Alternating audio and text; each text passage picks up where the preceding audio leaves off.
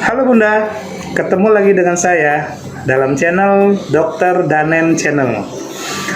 Untuk saat ini kita akan membahas tentang ada satu permasalahan bayi-bayi yang usianya di bawah 5 bulan mengalami rewel yang berlebihan. Ya, biasanya bayinya itu nangis tanpa ada sebab yang pasti, rewel sampai berjam-jam, lebih dari 3 jam menangis terus. Dan hal ini paling sering sekali membuat orang tua menjadi stres. Ya. Nah, saat ini ada untuk hari ini aja dari beberapa pasien yang datang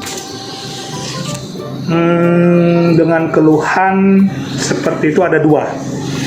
Ya, ada 2 bayi dengan keluhan seperti itu. Biasanya orang tuanya, ini orang tua yang baru punya anak biasanya, dan tidak jarang orang tua yang dengan keluhan bayi seperti itu dihubungkan dengan mistis, banyak sekali. Nah, sekarang kita akan bahas untuk masalah itu ya.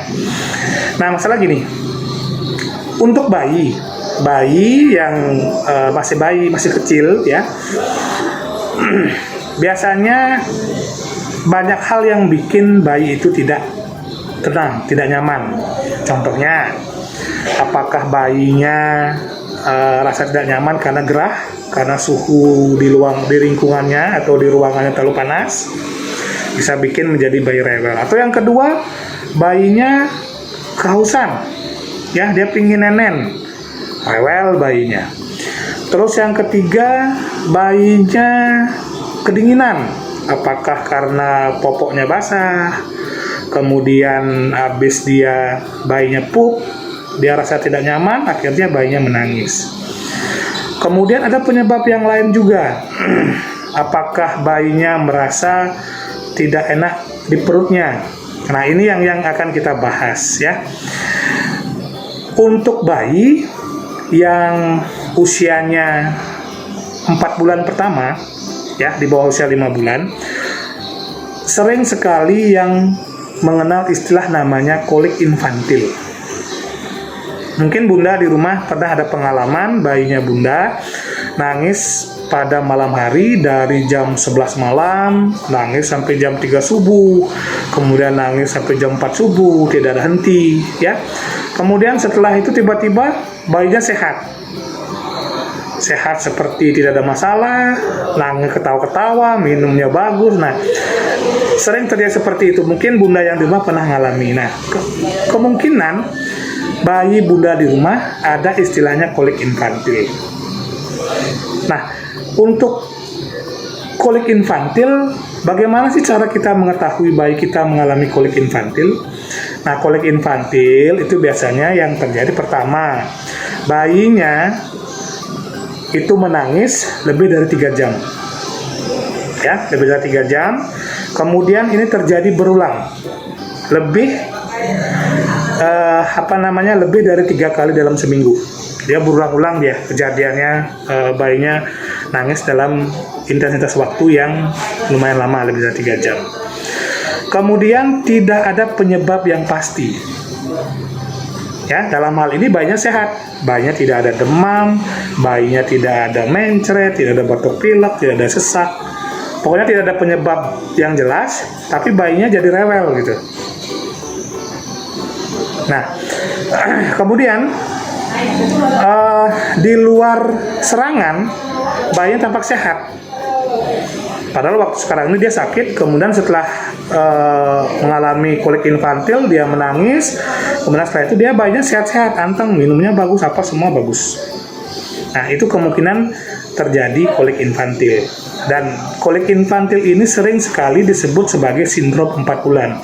Karena kenapa sering terjadi antara usia 2 minggu sampai usia 4 bulan. Dan kalau sudah di atas usia 4 bulan biasanya terjadi perbaikan. Nah, kemudian ada beberapa hal yang dihubungkan. Untuk penyebab kolik infantil itu apa sih sebenarnya gitu. Nah, ada beberapa hal yang dihubungkan dengan kejadian dari kolik infantil. Ya, pertama itu berhubungan dengan karena ini ya organ-organ yang berongga. Ya, disinyalir ada gangguan bukan organnya yang bermasalah tapi fungsi dari usus yang belum terlalu sempurna, belum bagus. Nah, itu yang sering sekali menyebabkan terjadinya kolik infantil pada bayi. Kemudian ada juga beberapa hal yang dihubungkan dengan kolik infantil untuk bayi-bayi yang mengalami alergi susu sapi. Itu sering mengalami kolik infantil juga. Kemudian yang ketiga juga dihubungkan dengan bayi-bayi yang mengalami intoleransi laktosa. Nah, untuk mengetahui dia bayi-bayi mengalami intoleransi laktosa, biasanya bayinya dia BAB-nya encer, kemudian berbau asam, kemudian di anusnya itu ada sedikit warna kemerahan ya, ada kemerahan di situ. Nah, itu intoleransi laktosa. Dan hal itu juga sering menyebabkan terjadinya bayinya dihubungkan dengan rewel pada bayi seperti itu. Nah, kemudian apa sih yang harus kita lakukan? Ya, apa sih yang harus kita lakukan kalau bayi kita mengalami kolik infantil? Nah, yang harus kita lakukan yang pertama, kita harus tenang. Ya, secara psikologi bayi dan psikologi dari orang tua itu ada hubungannya, terutama ibunya. Ibunya harus tenang, ya.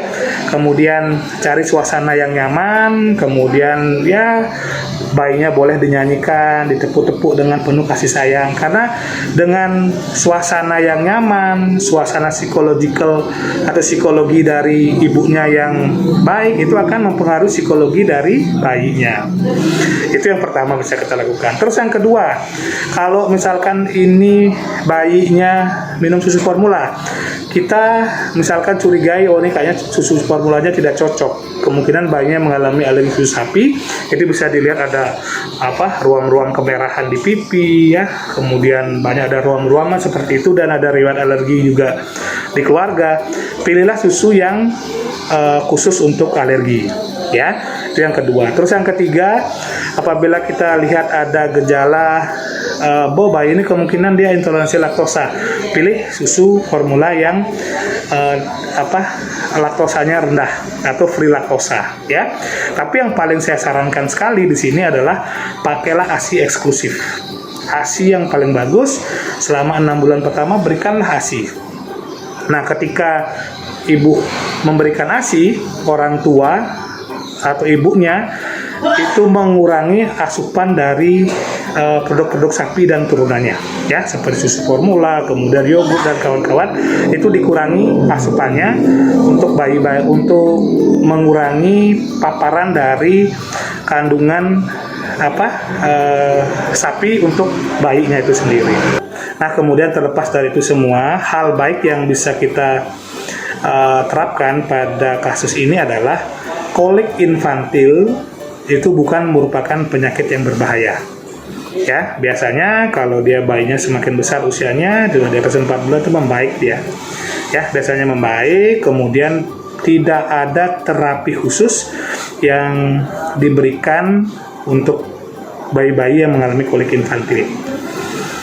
Cuman karena memang ini sering sekali membuat orang tua menjadi stres, kemudian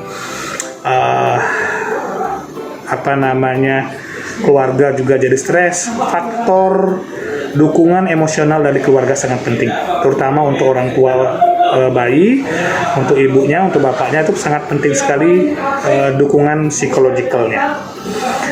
Oke, nah kira-kira untuk pembahasan saat ini segitu dulu ya. Nanti kita akan bertemu lagi di pembahasan yang akan datang. Oke, bye-bye.